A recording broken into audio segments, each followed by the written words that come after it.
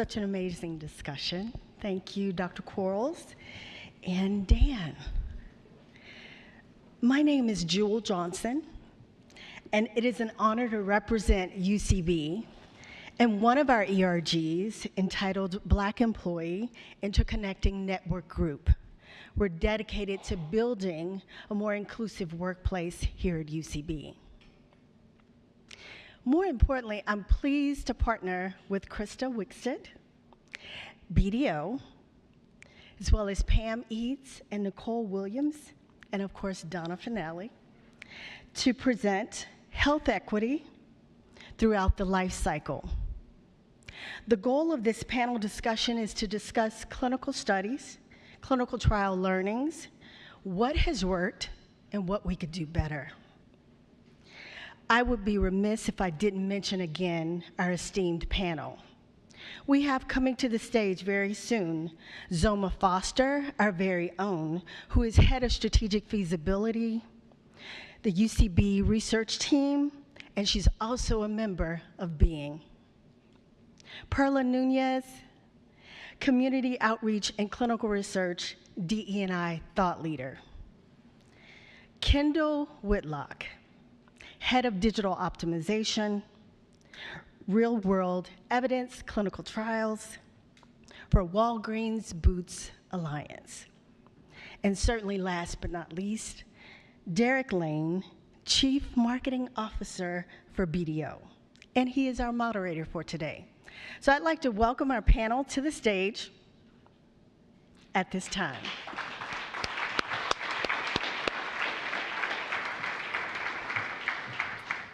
All right. How's everybody feeling today? All right. Well, today, you know what? Let me just take a step back. Let me just say, it's a privilege and an honor to be up here with such an incredibly accomplished panel. Can you give it up for them one more time?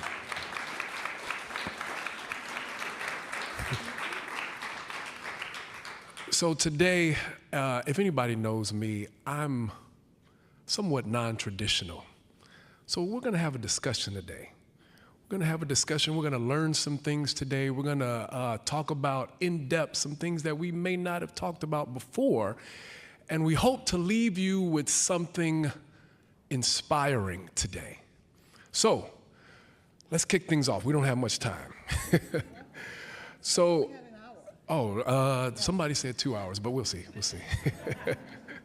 So Zoma, let's kick it off with you. You've been involved in really intertwining clinical trials into the lives of patients in order to bring them to life. Can you set the stage and offer us an overview of UCB's commitment to diversity in clinical trials? I guess, how much time do you have? First of all, it's a pleasure to share the stage with all of you.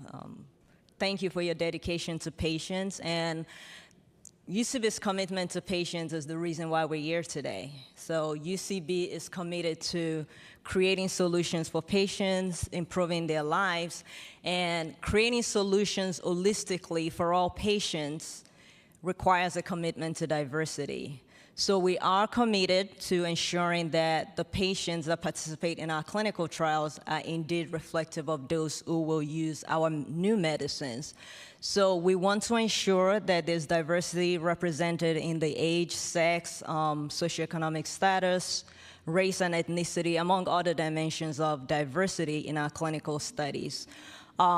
We are now doing a lot of work we have embedded diversity in our ways of working, from start to finish throughout our development process. We have what is called a diversity planning checklist, which is what our clinical teams use to approach various ideas on how to increase diversity. And in turn, we're also using that to create the diversity action plans, which is now part of the guidance from the FDA. And those are to outline what our diversity goals are and how we plan to achieve them. We are consulting with patient councils during the development process, and also we are leveraging insights from our ERG the employee resource groups, to gain some patient insights. And I'll say recently in June, we had an event where we were able to learn more about the challenges and disparities that are being faced by some patients with hidradenitis suppurativa, also known as HS. So in addition to that, we are seeking out diverse investigators, because the site staff diversity is a big one.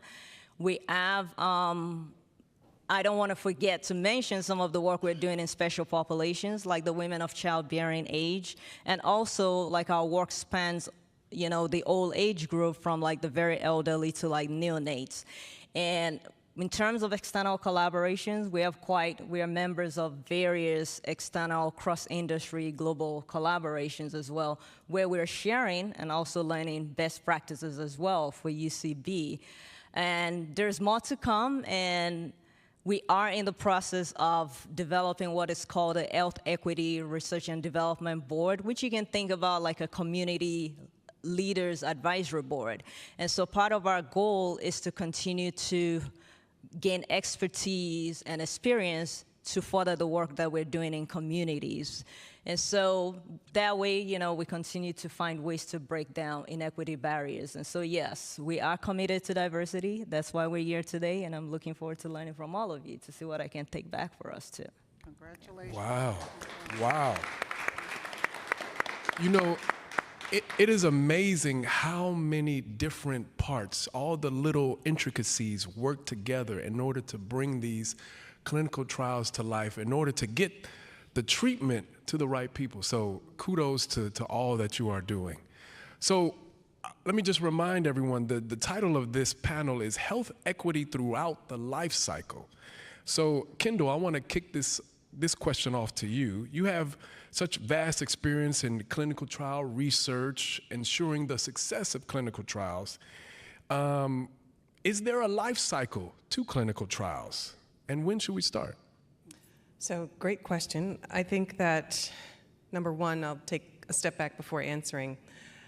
I have been at this for a very long time, 2+ decades, working in the pharmaceutical industry, and joined Walgreens 2.5 years ago, when Ramita Tandon, our Chief Trials Officer, launched a clinical trials business with the support of leadership from Walgreens.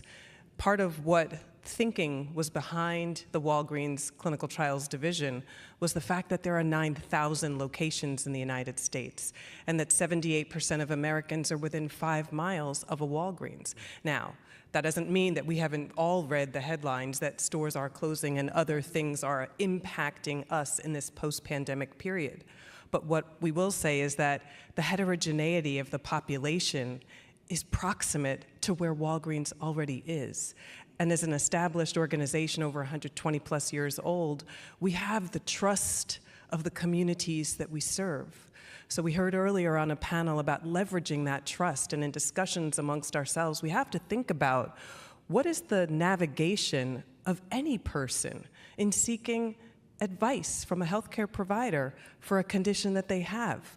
So to answer your question, I think the life cycle of clinical trials is no different than the life cycle of a person. We are all going to get sick at some point, or we're going to love someone who gets sick at some point, or we're going to see a stranger suffering. And if you see someone suffering, you don't unsee someone's suffering. You are called to action as a person to do something about someone's suffering. So it doesn't have to be your blood relative to be involved. We can all play a part. So why Walgreens and how Walgreens may be addressing this life cycle question is the fact that we can't think about clinical trials in the context of an individual study. We have to think about anybody can be diagnosed any day with anything. And if we think about that reality, that people are diagnosed with something every single day, and maybe they are prescribed a medication every single day. When we start to think about that and unpack that, we think about, well, if people don't have if the data are not behind that molecule or that device that comes to the market, then we don't have the science behind the product. We don't know if it's safe and effective for use in you, or is it a different outcome in the use of that product. So we have to go upstream, and we have to start thinking about this holistically. At some point, have we ever thought about aspirin and how aspirin is made? Have we really ever thought about any other product that we go to a pharmacy and pick up on a regular basis? We don't think twice about how it got there until it doesn't work as expected. And then we start getting upset. And we start to think about, well, hey, what did my doctor tell me or forewarn me? And then all of a sudden the mistrust goes up. So this is a conversation that we will continue to have as we answer other questions. But the life cycle, I think, is one from birth to death, I would say. Okay, wow. Yeah. Love that. And if I may add, you don't go to the community a week or a month before enrollment starts for a clinical trial, okay? You go way, way before that. Yes, thank you. And then Zoma, I believe, doesn't UCB start pretty early as well? Am I correct? Oh yeah, so like I said, we're developing the plans to outline what our goals are. And I think part of the learning is just really, you have to start early to get the desired result. You have to plan early, you know, because there are some things that you can throw at a study. It's kind of like you cannot retrofit a study that is not recruiting well because you did not lay a good foundation in the first place. Like, are we at the right locations for these clinical trials? Do we have the right investigators who are culturally competent to be able to speak to the different diverse patients around them and things like that? So if you don't lay a good foundation, everything else you're trying to try it would not really yield the desired results. So yes, indeed, our goal is to start early, is to plan early, start early. Okay. All right, Perla, I'm gonna switch it over to you. What advice do you have on where to focus first when recruiting for communities? You've done a lot of community work, so where to focus first? So I just wanted to give you a little bit of background about my journey in clinical research. I'm originally from Ecuador via New York, New Jersey, and North Carolina, and I've always worked in research, preclinical research and your clinical research. And my passion for working in the communities was when I worked at Duke. We did a study, it was called the Murdoch study. It was community-based research, privately funded, I might say, but we were able to do so many things in the community, give back to the community. I would have a table anywhere anybody gave me the opportunity to have a table. I worked 7 days a week sometimes. I didn't care. I was loving it. You know, one time this lady came up to me. She said, I have seen you at every event in town. What are you what is your table about? And you know, finally with that one-on-one interaction, we were able to talk. I answered her questions. I made sure she understood in a way that she could understand, because clinical research is not something that everyone gets from the get-go, right? So like I always say, if I go to the car dealer and they tell me that I need XYZ for my car, I'm like, I don't know what you're talking about. So I need you to talk about it in more depth or bring it into these terms so I can understand, right? So the same thing with clinical research. We can't expect everybody is going to get it at first. We have to continue to ask the questions, continue to be present in the community. I was on so many boards. I was in Rotary, Chamber of Commerce, you name it. But you know what?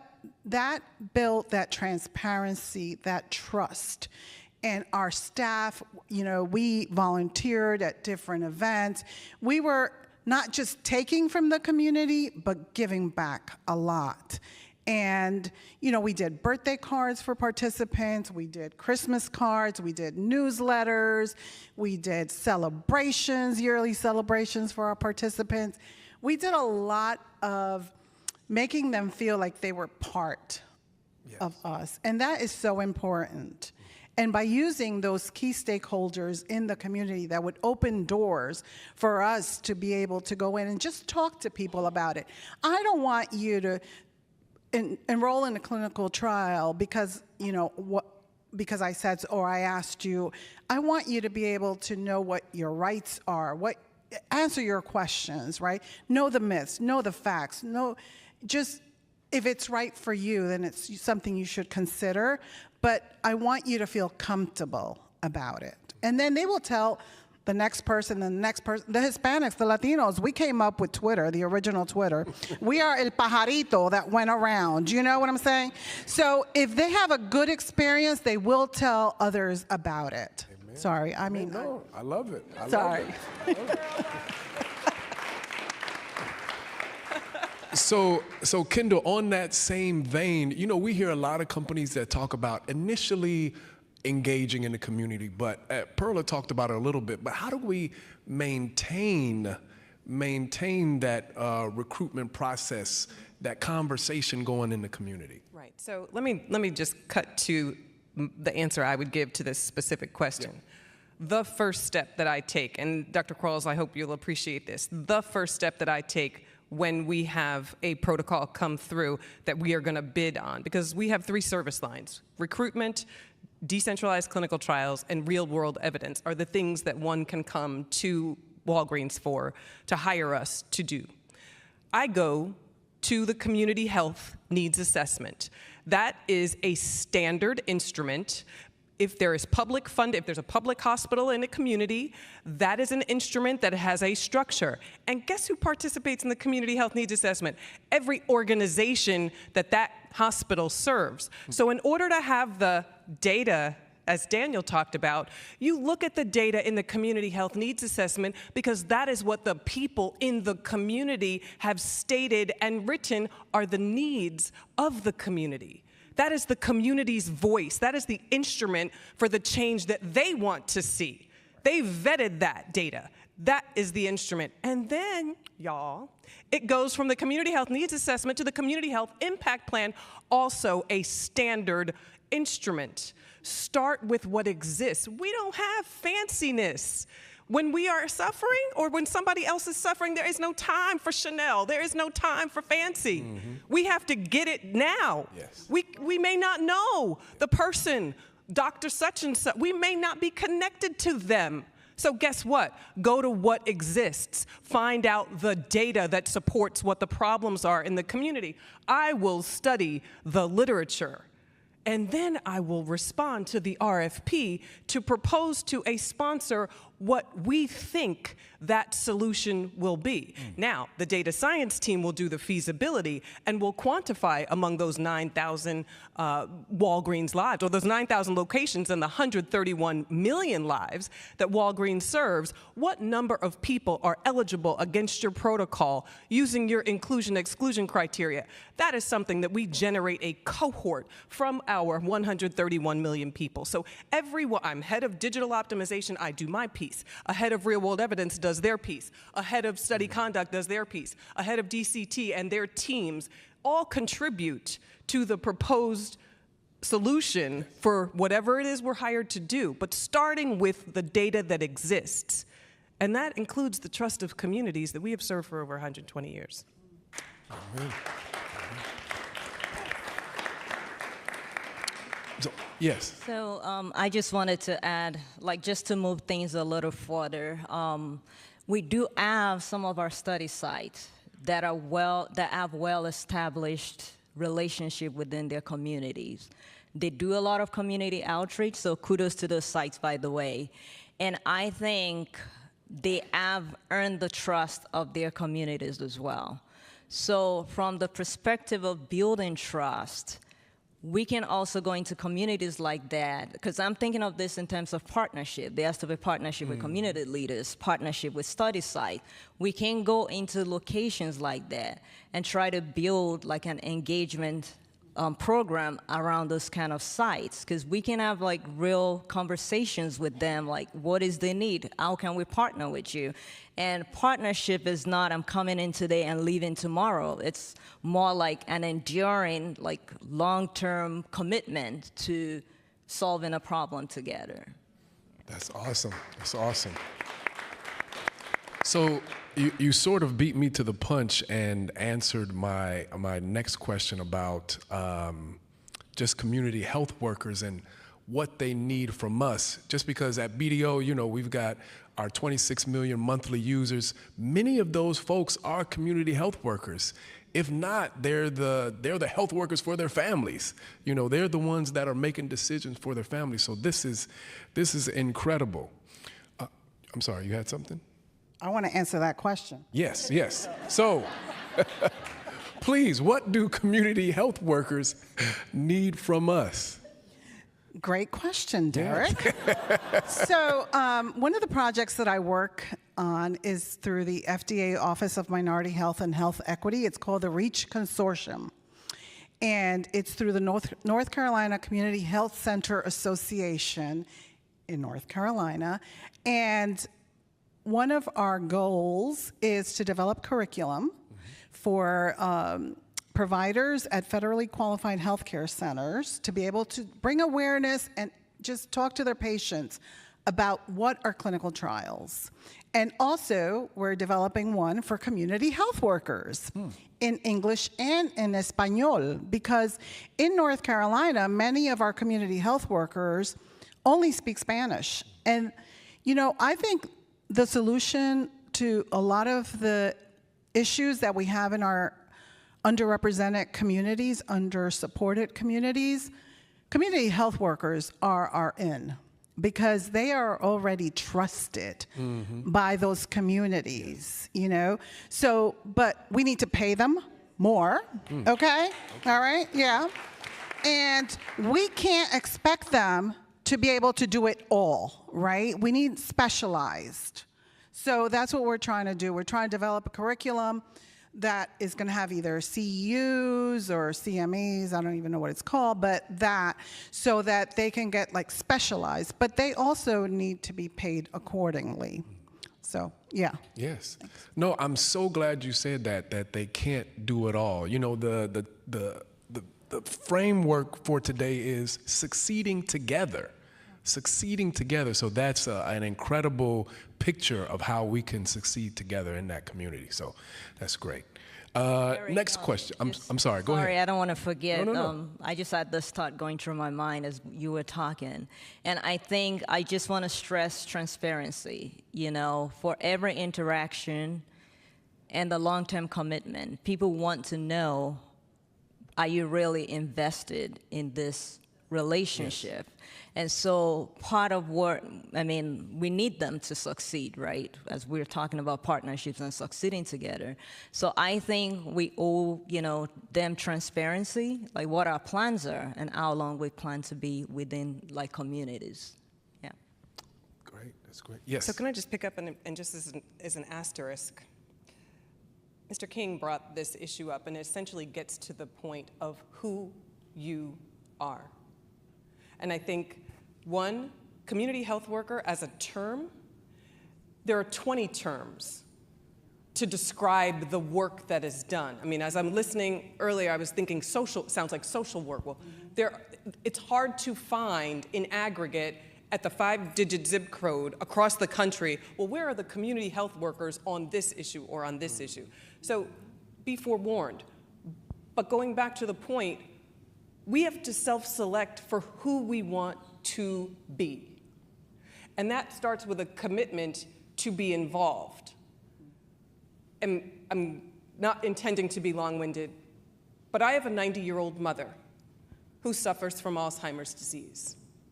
10 years ago, I moved her to my house after she had 3 car accidents. Why am I bringing up my mother today? Because of the choice that each of us has to make. And any of us can choose to be the chief love officer in our home, which means showing somebody who is suffering the respect of saying, I'm not going to let this go unseen. I'm going to get involved now. You may not do that for people outside of your family, but can you imagine if everybody in our family started there, in our community started there, deciding that you wanted to be involved in the fact that in your town there's a 30% higher rate of this, or that people are disproportionately suffering, not for clinical reasons, but for access reasons, and get involved in that. If there are inequities, choosing to do something about inequities because you care about your neighbor. So that's going back to what Mr. King was talking about. So I just wanted to add that asterisk. Awesome. Thanks. Thank you. Thank you. Yeah. So we alluded to this, everybody alluded to this a little bit in their discussion so far, but I know at BDO we did a huge survey a couple of years ago, where we asked our audience, so what was the reason why you weren't involved in clinical trials? And overwhelmingly, I want to say even close to 90% said they simply weren't asked. So what would you say? So, so folks want to be involved in clinical trials. They want to see success in their communities, but what do you all see? What do you see as the main factor of why people don't get involved? I'm so glad Yes. you asked this question. I'm so glad you asked this question. In part because we've done a couple of surveys already this year. So we want to hear that patient voice. We want to elevate the patient voice and lived experience, not assume what we think we understand based on the data sets that we have, because sometimes there are biases in that data. Sometimes we don't know there are biases, and we go forward with a solution based on missing information or misrepresentation of information that we have. So you have to interrogate the data, even if you have a lot of it. But the surveys that we collected, one was a representative sample, about 3,000 people in the United States. That's a pretty robust sample size. And we found not that people said Henrietta Lacks is the reason that I'm not going to participate in clinical trials. They didn't say that the experiment at Tuskegee was the reason that they are not participating in clinical trials. 87% of the population in this study said that they were not ever in conversation with a doctor or healthcare provider about clinical trials. Yes. If that is the way that we live in this country, then we have to be proactive to ask the doctor, expecting that the doctor that we ask may not be the source from which we will learn about clinical trials. Right now, we default to the doctor. If the doctor told me this, I do this. If the doctor didn't tell me this, I don't do this. We have to have agency. Well, how is any person going to build the agency to ask for what they want? That training means we have to know each other better than we do now. Because if we had another pandemic, are you going to wait for the doctor's opinion, or are you going to just reach for who is ever proximate to you to see and hope that maybe they can help you or your mom or your brother? We're not going to wait 6 weeks for an appointment when it shows up. Right. We are going to take action. And that means that all of us are on the hook for the outcome, not the research community alone, not the doctors alone. All of us have a part to play in the solution. I love it. I love it. Perla?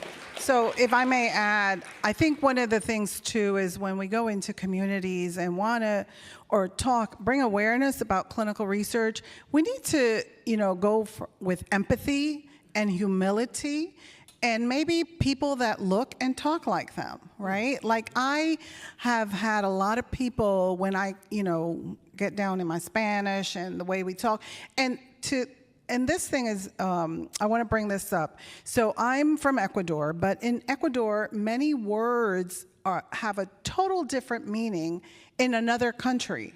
In Latin America. So you have to be careful about that and be culturally sensitive to that. And, if somebody doesn't understand what you're talking about, even if I'm speaking in their native language, it's because the word I'm using means something totally different to them. So just coming from a sense of empathy and humility. And, without patients, we don't have clinical trials. Right. So they are our VIPs. And, we have to treat them a certain way that is the right way, right? They're humans. They're people. They're not subjects. They're participants. Yes. So good. So good. Also, I'm sorry, Zoma, go ahead. Go ahead. Oh, no, I was just going to say, so within that trust data that we surveyed our audience, they also said that they just wish that they would be treated as the whole person, not just as their condition or what they're currently suffering from, but the whole person. They've got kids, they've got jobs, they've got stuff going on. As the young folks say, life be lifing for everybody. And so you want to intertwine that clinical trials within their life and the cadence of their life. And UCB, I think, is doing an incredible job with that. So, awesome. Yeah, everybody's reality is not the same, right? So someone can't take off from work in the middle of the day to go and enroll in a clinical trial that's an hour away.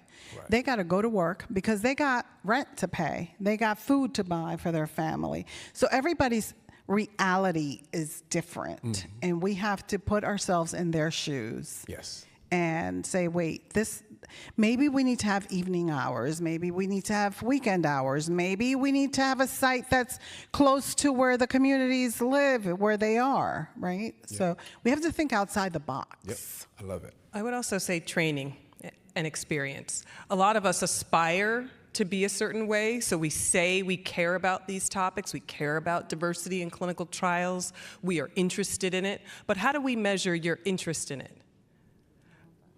There are a lot of free training resources on cultural competency, and the Cultural and Linguistic Services Standards are a great example of being able to know what you know and know what you don't know.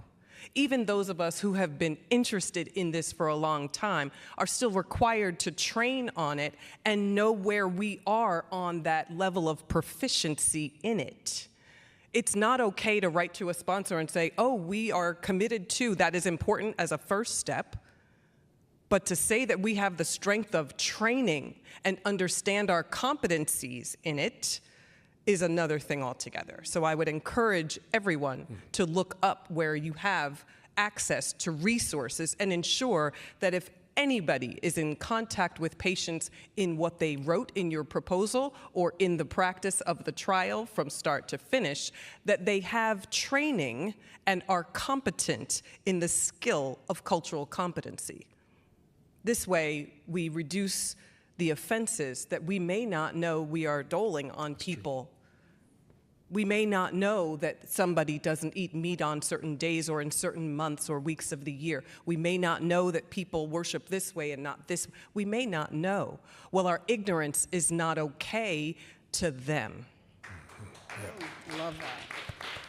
Preach. Some people don't seek care because they have been offended in the context of the care setting. We have to do what we can. We're not going to be perfect. We're not, just because we are of one group or a few, doesn't mean we're perfect and proficient in all of the subject and that you learn it once and you're done. So this is a continuum for all of us to know how to treat each other with respect so that a person, especially a patient, can maintain their dignity. Yeah.